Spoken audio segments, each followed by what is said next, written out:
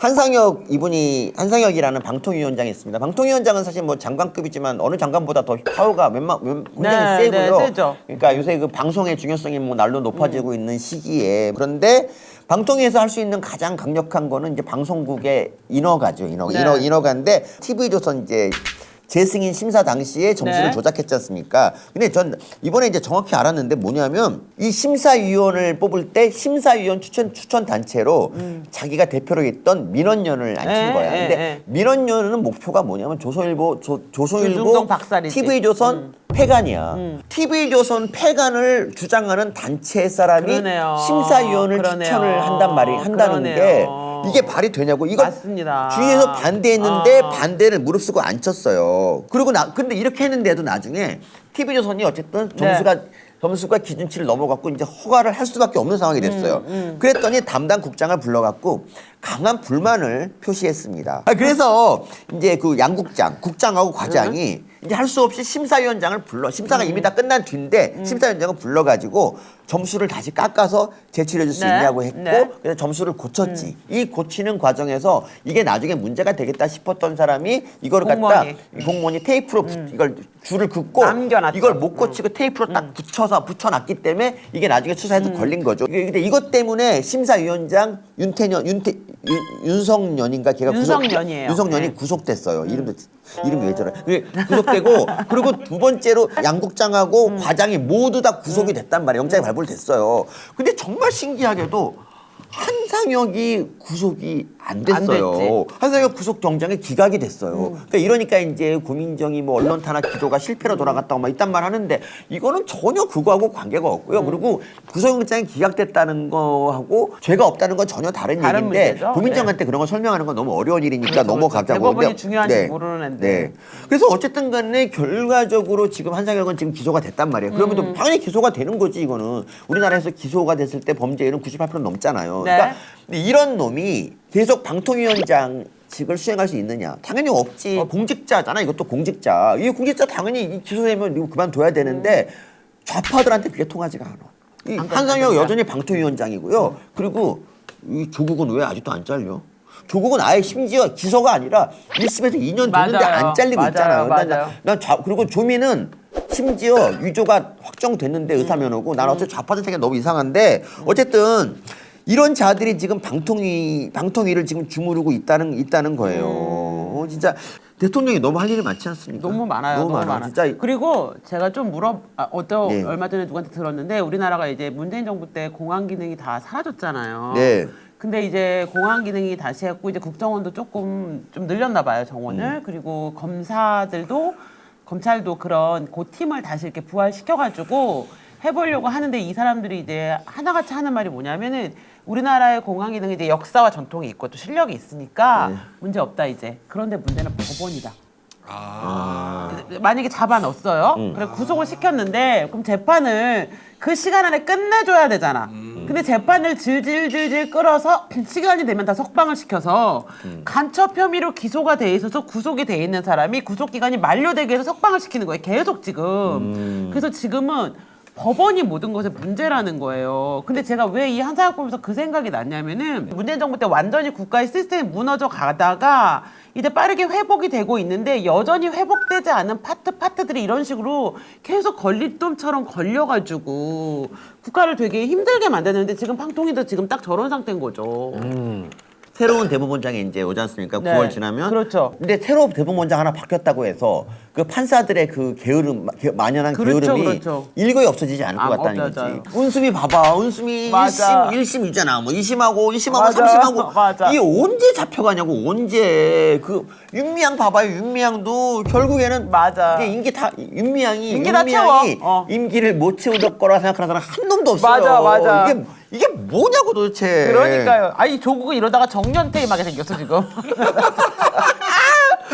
맞아 진짜. 소위 50억 클럽이라고 하는 그 중에 하나가 곽상도인데 그 1심에서 이게 나오지도 않았던 새로운 사실이 뭐였냐면 이 50억을 이제 아들을 통해서 주려고 했고 어쨌든 거기서 50억을 주기 위해서 곽상도를 아들을 입원시켜서 심각한 질병에 걸렸다고 위장하자는 대책을 제안한 거예요. 그래서 김만배가 그래서 실제로 이걸 갖다 질병에 걸린 위로금이라고 했고요. 네. 그래서 나중에 곽상도 아들이 이렇게 말해요. 50억 받은 거에 대해서 내 건강이 나빠진 데 대한 위로성 성격이었다라고 얘기를 해요. 그런데 젊은 사람이 뭐 얼마나 일을 했다고 그렇게 아픈 거야. 사실 우리가 더 그렇죠, 열심히 그렇죠. 하잖아. 맞아. 어제 몇 시간 잤어요? 나 어제는 좀 잤지.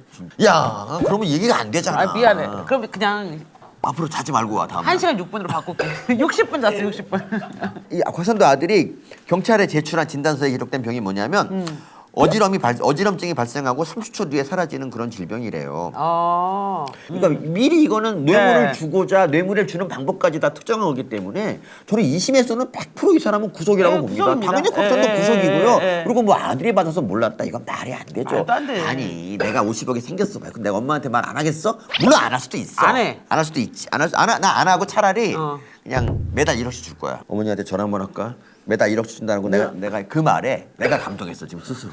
근데 그러면 안 될걸? 왜? 어머님이 한 1년 지나고 한 3년쯤 지나면 이 새끼가 마음이 변심했나 왜 안 주나 이럴걸? 알겠어. 오늘 그 얘기 들으셨어요 혹시? 뭐야? 선관위가 네. 북한에 해킹. 해킹당했잖아요. 네. 그래서 국정원에서 여러 번 이야기를 했고 가서 이 문제를 해결해 주겠다고 했는데 선관위가 거부한 거예요. 그러니까. 뭐 자기네가 뭐 이 해킹 때문에 시스템을 바꾸고 프로그램을 뭐 이렇게 보완하겠다고 했대요. 네.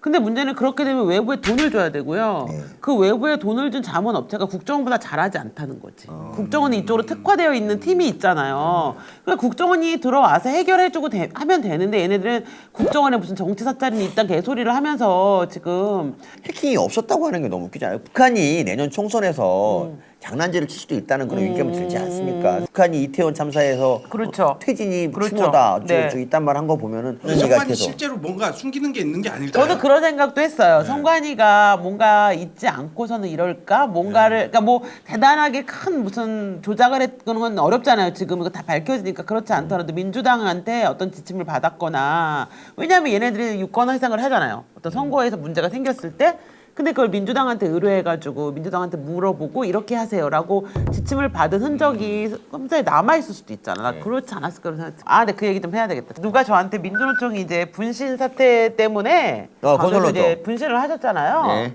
그랬더니 이제 민주노총이 총파업을 하겠다고 선언을 했나 보죠? 근데, 총파업한다는 네. 누가 나한테 민주노총이 총파업 어떡하냐 걱정을 하시더라고요. 그래서 제가 말했을 때 절대로 못한다. 우리가 만약에 민주노총 앞에 가서 우리가 일배 마냥 진짜로 가서 짜장면 시키면서 니네 파업할 수 있냐? 해봐라 막 놀리잖아요. 그래도 못합니다. 왜 못하죠? 건설노조 일용직이잖아요. 정규직 노조가 일용직을 위해서 파업하지 않습니다. 파업이라고 이제까지 민주노총이 파업이라고 구색을 맞췄던 사람들은 누구냐면은 화물, 택배 이렇게 일용직인 거야. 그냥 하루 일을 쉬고 일당 까지면 되는 사람들인데 정규직 노조는 절대로 파업하지 않죠. 자기네 급여를 예를 들면 우리가 정리해고를 하잖아요. 네. 회사가 우리는 경영상의 이유로 뭐 전체 직원의 100명을 정리해고 하겠습니다. 네. 그러면은 그 정리해고 발표 나고 나서는 진짜 파업도 하고 오만 투쟁을 다 하거든요.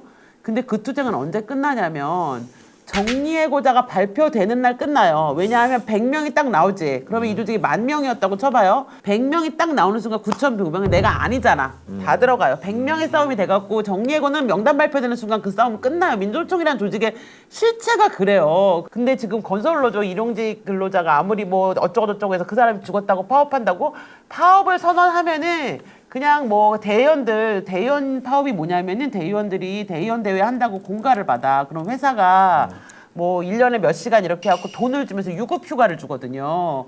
그 노동자 활동에 대해서 그러니까 돈 받고 유급 휴가 받아가지고 하루 나오는 거 정도 할 거고 아니면 몇 개 일용직들 앞장 또 세워가지고 하고 정규직들은 그 뒤에 숨어서 절대 파업 못합니다. 저는 민주노총이 파업 못한다에 서민 교수님을 걸겠습니다. 저도 저를 걸겠습니다. 이왕 건 거니까.